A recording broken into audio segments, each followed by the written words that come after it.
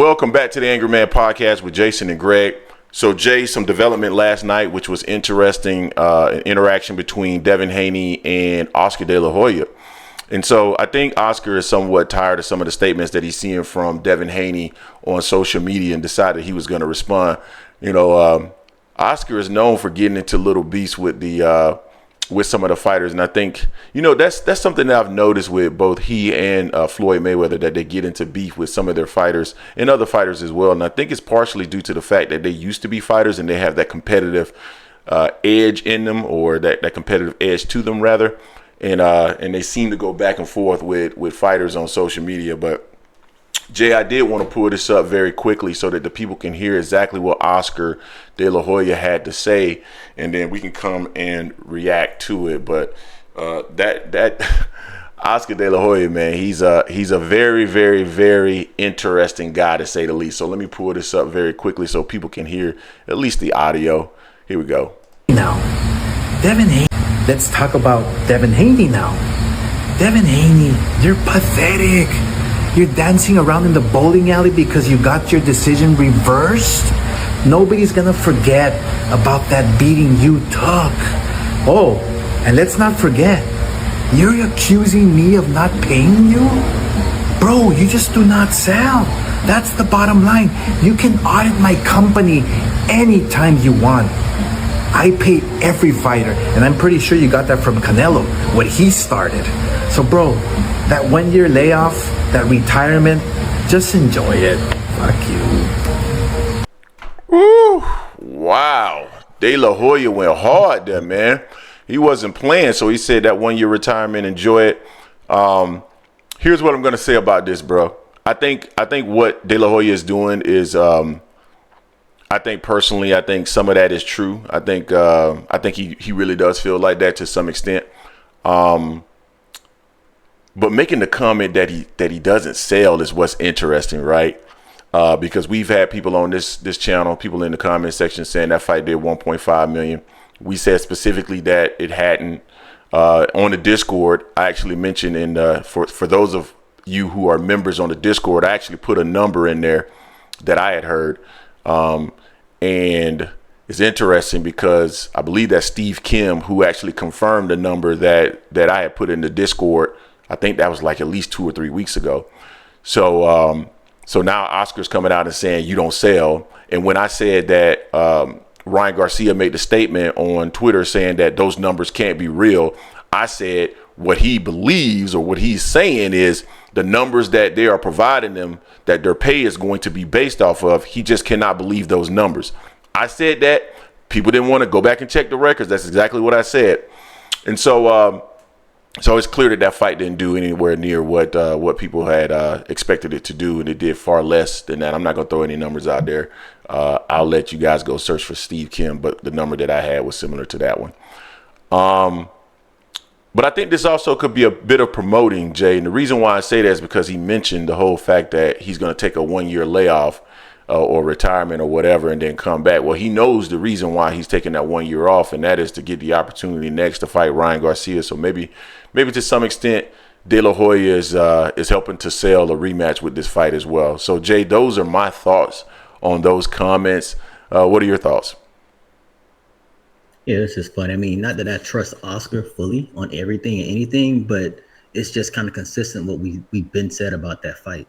I mean, we said up until the fight, I mean, the way Ryan was moving and everything, it was like taken away from the people wanting to watch that fight, early on, because I didn't think he was going to actually make it to the fight, and before people come in and say, oh, y'all just Devin haters and all this stuff, I'm like, we had Devin win that fight, and I'm mad Devin lost the way he did because we had to deal with all the mess from Ryan going on after that. This is Devin's fault for losing that fight. It's not his fault because Ryan took the PEDs or whatever, but it's his fault because he didn't keep his right hand up. I still say that was a skills thing more than anything else. But this just leaves more credibility to us saying that fight did not do no 1.5, as one of our subscribers has said for multiple weeks, and then all of a sudden backtrack. Oh, they're not giving out numbers on that stuff here. No, if it had sold a lot, Oscar wouldn't be talking like this, because he would want to be able to build up Ryan even more after Ryan's suspension. That still would be his cash cow. He could still run that, or just make it sound like, look what we built. We built Ryan to sell 1.5 million. Come join Golden Boy Promotions. he's not doing that. So we know that fight didn't sell. Him saying that the other participant doesn't sell. So that's why he's not getting paid. That just lets you know it's like when you have a big fight, you have to have the right dance partner. Conor McGregor, Floyd Mayweather, polarizing names in their respective sports. They come together and they really sell it. Manny Pacquiao, Floyd Mayweather, polarizing names in their sport, big time, so they can make a big time sell. That wasn't the case with Dev and Ryan.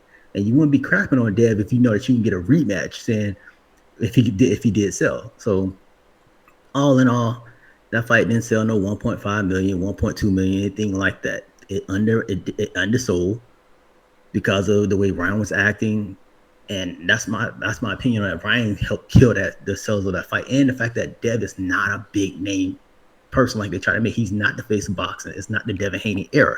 So that all in that, it makes sense why Oscar is saying this. I would wish Devin would get back in the ring before he fought Ryan, to reburn himself, to get that last fight out of everyone's mind. Try to erase as much as possible, because otherwise, this is all people are going to talk about. Him losing that fight, getting beat like he did, losing the fight initially, getting the loss taken off, and this is all we have to go on. He needs to come back, beat somebody, and put that in our memory as the most current thing. Memory of Devin Haney. Yeah, I don't think Ryan killed that fight. I think Ryan was drawing that fight. I think Americans love to see cars crash. Kept sinking, though. I don't think so. I think, Americans love to see cars crash. They love to see drama. So I mean, that's my thought on that. I'm not saying it would have been 1.5, even if Ryan had been, showing that he's training, not talking crazy or anything like that. I understand. But it definitely did. I think it did better than what it did. Still. Yeah, maybe an extra 10,000 buys. But anyway, exactly. So I've seen people out there talking on different platforms and channels, and they're saying that platforms are making Devin out to be the bad guy and making Ryan out to be the hero, and that there's a lot of hate out there for Devin Haney. It's so interesting because I think comments are nuanced. I've mentioned that we like what Bill Haney does for Devin. I think he does a good job for Devin. I actually think he does a real good job for Devin because it keeps people talking. Even though some of the stuff that he's saying is ludicrous, is similar to like WWE type stuff. It's just that I feel like in this particular case, the level of Osterine and everything, Ryan should be suspended. He should be gone. But at the same time, Devin couldn't block a punch. I mean, he struggled to block a punch. And there's been several people that have beat other fighters in the ring that were on performance-enhancing drugs. And it was just interesting to see what Danny Garcia said about that. It's basically like if they would have gotten to the day of the fight and they found out he had Osterine in the system, they would have still fought him. You know what I mean? And then they would have used that afterwards to say, this was the issue, so because they're not going to give up that payday, right? So, my thing is, Ryan always had a real powerful left hook. It is what it is. The rematch is coming, I think, because I think there'll be, amongst hardcore boxing fans, a lot of debate around this. And for people that are sitting up saying that, oh, well, you guys are supporting a cheater, blah, blah, blah, blah, blah, I guarantee you that Devin Haney would rather have a huge payday and have us creating this division, if you will, amongst boxing fans, because we see it differently versus there's no division and there's not an opportunity to make a huge payday later, because trust and believe he's looking for a huge payday. So you guys tell us what you think in the comment section. Don't forget to hate, like, comment, and subscribe. This is the Angry Man Podcast, AM Sports Media, and we are out.